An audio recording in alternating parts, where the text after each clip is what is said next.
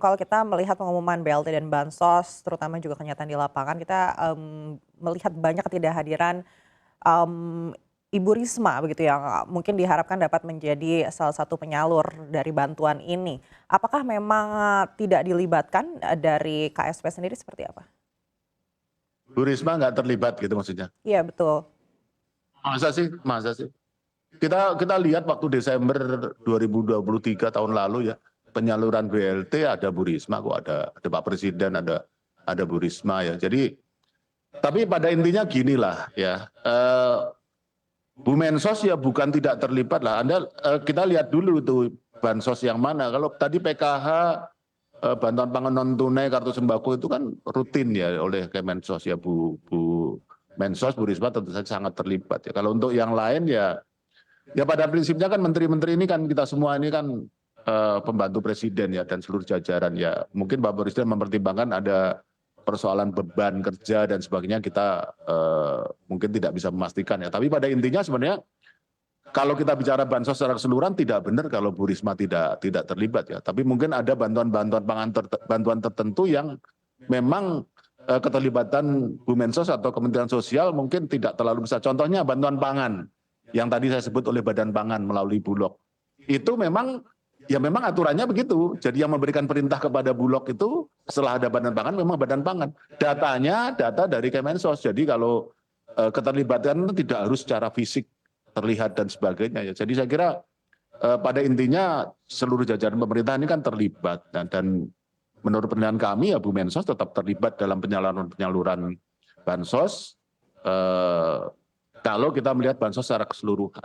Nah kalau melihat bantuan-bantuan tertentu mungkin memang kita bisa melihat terbatas. Antara lain misalkan bantuan pangan itu memang dari Badan Pangan ke Bulog ya, tentu saja kalau di lapangan yang terlihat ya Bulog gitu kan gitu, dan mungkin Badan Pangan gitu ya. Nah kalau untuk BLT yang tadi kita sebut BLT El Nino dan kemudian sekarang disebut BLT mitigasi bencana, saya kira kalau misalkan Bapak Presiden menugasi menteri-menterinya ya saya kira masih ada taraf yang wajar. Tapi kalau dikatakan Bu Risma tidak terlibat dalam penyaluran bansos, saya kira tidak benar ya gitu. Baik, artinya tidak ada hubungan, dengan posisi Ibu Risma sebagai kader dari salah satu partai? Harusnya enggak ya, kok bisa gitu kan kebijakan bansos ini kan bukan kebijakan yang baru dibuat gitu ya. Jauh sebelum gencar persoalan pilpres ini kan sebenarnya kebijakan itu udah dibuat gitu ya. Bahkan kalau kita ingat waktu COVID misalkan ya, BLT untuk pedagang kaki lima itu dulu TNI Polri itu yang menyalurkan gitu kan. Jadi Bapak Presiden yang mempertimbangkan beban kerja, mempertimbangkan berbagai hal ya, dan pembahasan tentang operasional pemberian bantuan itu kan bukan kebijakan yang diambil dengan tiba-tiba ya.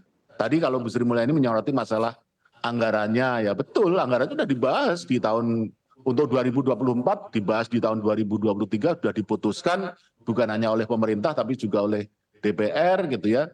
Nah demikian juga desain kebijakannya, implementasinya ya saya kira itu bukan suatu kebijakan yang muncul yang kemudian selalu semua dikaitkan dengan situasi politik terkini khususnya pilpres. Saya kira kalau kami di KSP kami nggak pernah berpikir seperti itu ya gitu ya. Jadi ini yang kemudian kami memahaminya sebagai sebuah proses yang wajar, tidak ada sesuatu yang istimewa, tapi sekali lagi ya teman-teman di luar tentu saja kita tidak bisa membatasi kalau kemudian ada sorotan tertentu, ada interpretasi tertentu ya. Tapi kalau kami by design pemerintah tidak berjalan dengan seperti itu gitu ya. Wah ini menteri tertentu dari sini gitu. Oh ini sebaiknya jangan dilebatkan. Kalau di pemerintah setahu kami tidak seperti itu mekanisme kerjanya.